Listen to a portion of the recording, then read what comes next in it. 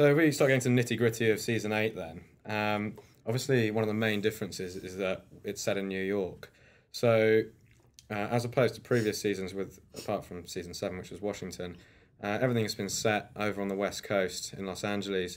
Did the fact that it was in New York have any effect on your designs? Were you looking for a more Eastern sort of style design, East Coast design, or could it really have been set in Los Angeles or New York? No, I mean, I think, the fact that it was set in New York was really important to me because everything in New York is very, very different than anything here. So it's like my first, okay, the writers said it's set in New York and it's CTU, and we have an Islamic Republic that is in negotiations with the U.S. at the United Nations. Run. Okay, that was all the information I had to design all the sets. And so we're going to need a CTU, we're going to need the United Nations, and we're going to need, in the tower, some suites and for the dignitaries and offices and blah, blah, blah. End of story. That's it. Go do it, So that's the input I had from them. So at that point, I'm like, okay, the most important thing to me and the soul of the show in previous seasons have been the CTU. I mean, that's kind of like the heart of the show, CTU,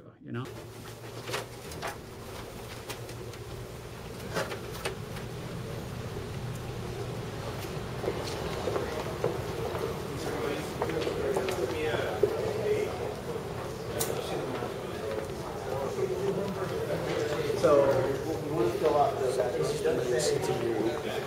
That's our big screen. This is the pool, the bullpen. And you just get some whatever you can get, and I'll explain it to you later.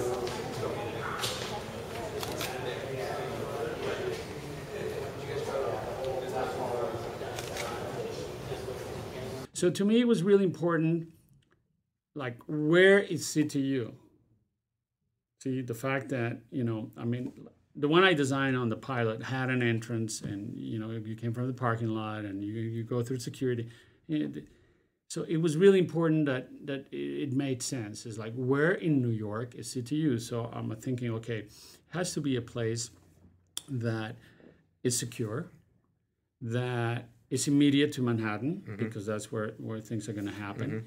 And so where is that? Are we in a tower? Are we in an office building? Are we in an old factory? Are we in an adapted warehouse? Where in New York is this? And then I lived in New York before, and I thought, damn, Roosevelt Island.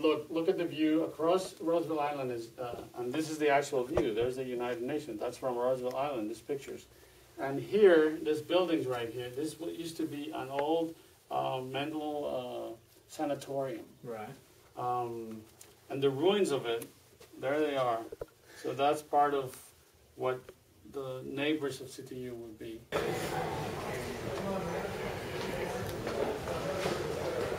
Conference room, this is a conference room.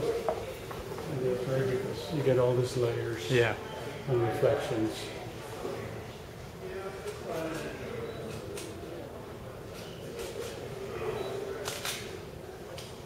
To me, this facility captures the essence of a paranoid brain of America. That was my premise.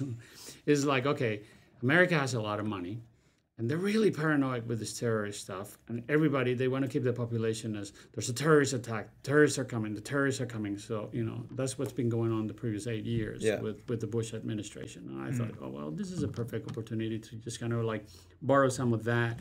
And what would the ultimate paranoid brain be? The ultimate paranoid brain translated into form would be this very rigid, super organized, super efficient, state-of-the-art facility. So there's nothing more organized than a grid, So I thought, okay, I'm going to make this grid that organizes absolutely everything. So I went with this 4x4 grid that is in the floor, the ceiling, everything, the walls, and a lot of glass, so everything's like translucent, state-of-the-art technology. And I wanted to create this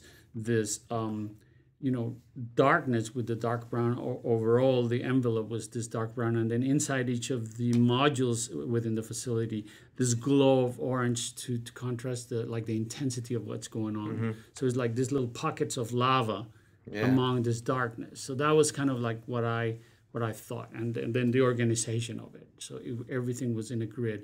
Glass stairs. It's all held by glass. Right.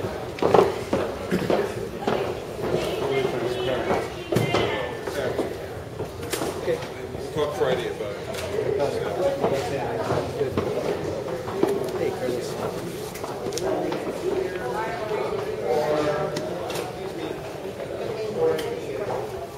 Oh, yeah, this view. It's just really.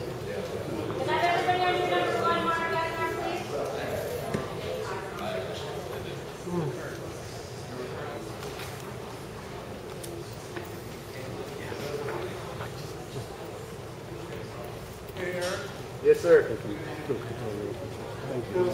Yes. Need you. Okay.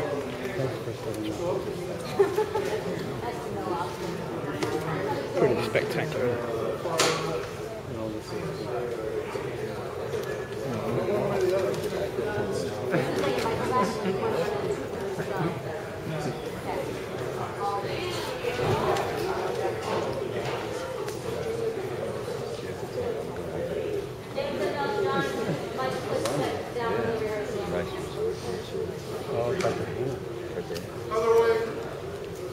The centerpiece is this screen, 24 foot in diameter, that even though we're underground, it allows to register the passing of time. So the footage that you get on that screen during the day is day footage, and at night is night footage. So you know if it's day or night, even when you're underground and there's no windows. They were asking me, well, what about if we're underground? We don't have any windows. How do we know? I said, it doesn't matter, because the biggest window is going to be this screen that you'll get images from the subway station, surveillance, like Big Brother's watching you. So you can plug into any system, any camera. You have drones flying the city. You have satellite pictures. You have, so all that is the centerpiece of the city.